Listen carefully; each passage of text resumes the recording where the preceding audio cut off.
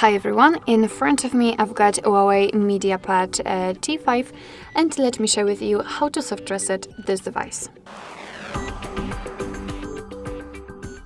So the soft reset operation will be useful if for some reason your device stopped working properly. So for example, when the screen does not react to any touches and you cannot do anything, the soft reset will simply totally restart the system. And hopefully it will work perfectly fine again after this whole operation. So in order to do that, we have to press the power button, which in this configuration is right here on the right side, and press it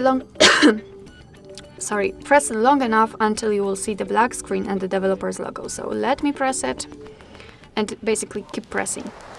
As you can see, we've got this restart option. However, let's pretend that we cannot tap on it, and you can see that we've got the black screen. I felt the vibration. We've got also the developer's logo, which means that our device will be restarted. What is more, I forgot to say, at the bottom of the screen we also had a tip which was actually saying that we have to press the power button for approximately 10 seconds. However, I think it was less.